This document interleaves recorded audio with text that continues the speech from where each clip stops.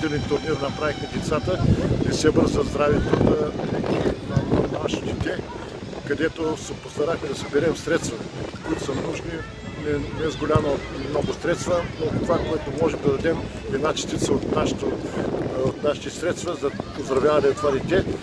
И децата направиха един хубав турнир, макар и лошо време, но децата се постараха, показаха воля и характер за това благотворително действие. Желаем оздравяване на детето, за да може да се радва и той като всички останали здрави деца. Желаем успех и весело посрещане на коледните празници Нова година.